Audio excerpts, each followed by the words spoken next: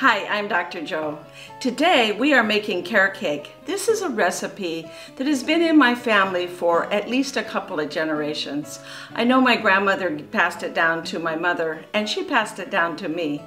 This was one of my favorite desserts from my childhood, and it's moist, rich, and delicious. So let's get baking.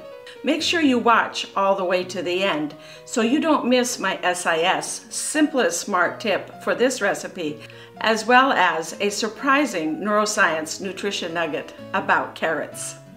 Today we are making carrot cake, one of my favorite desserts. Before we get started, we want to toast some about 300 degrees for 7 or 8 minutes. Then turn the temperature of the oven up to 350 degrees, which is the temperature you will need for baking the cake. We're going to start by mixing the dry ingredients together. Start with 2 cups of all-purpose flour in a mixing bowl.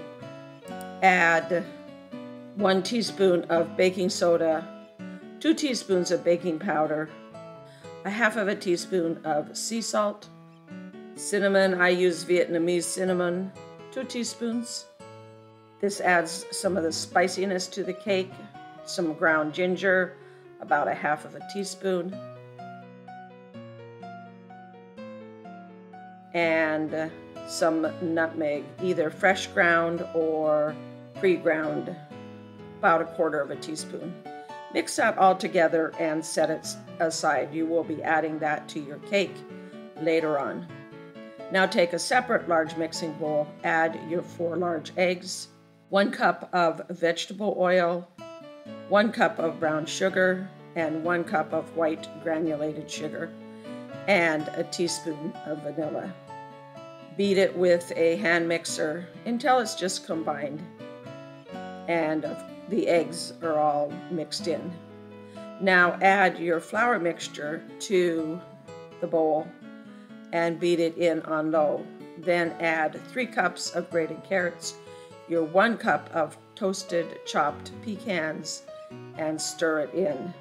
For baking, I put a parchment sling in a 13 by 9 inch baking pan. This lets me remove the cake easily after it's baked and slice it, or it also helps it not stick in the bottom of your baking pan.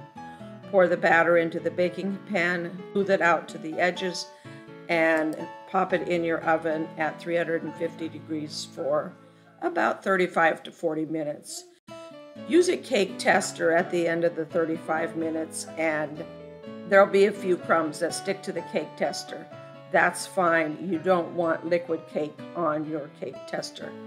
A toothpick also makes a great cake tester. Once your cake is baked, remove it from the oven and let it cool completely before you frost it with your cream cheese frosting. Now it's time for our neuroscience nutrition nugget. Today's nutrition nugget is about carrots. We all think of carrots as being great for our eyesight. And the reason for that is because the beta-carotene in the carrots is broken down into vitamin A by the body. And the vitamin A is critical for helping us maintain not only vision at night, but also during the day. In addition, the beta-carotene is a good immune booster. That's why so many people juice carrots and put the carrot juice in their healthy drinks. In addition, the vitamin A that comes from the beta-carotene is a powerful antioxidant. Antioxidants are those substances that destroy free radicals. Free radicals in the brain contribute to cell damage as well as memory loss and possibly Alzheimer's disease. There was a study that looked at a group of elderly people who were given 1 serving of carrots a day.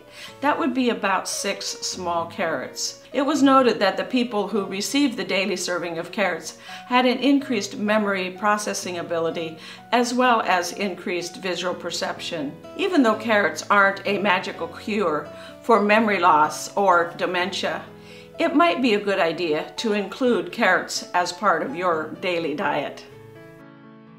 To make the cream cheese frosting, take another clean bowl, add 12 ounces of cream cheese. Don't use the whipped cream cheese, use the cream cheese that's in a block.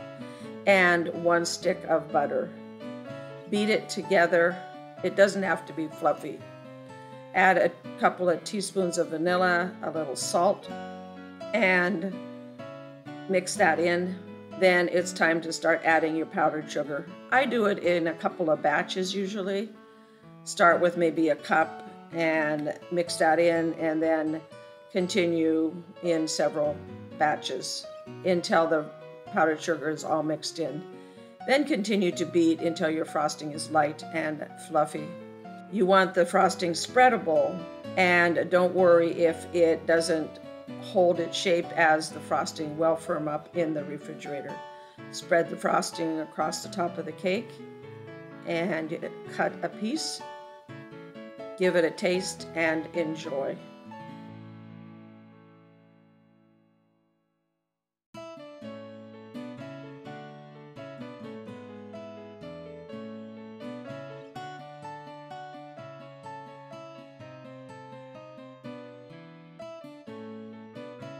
For my SIS tip, you want to toast your nuts. You can either use pecans or walnuts. Toast them at 350 degrees for 7 or 8 minutes. The toasting brings out their natural oils and also helps amplify the nutty flavor. This improves not only the color of your cake, but also the texture of the nuts by making them crunchier within the cake. Enjoy.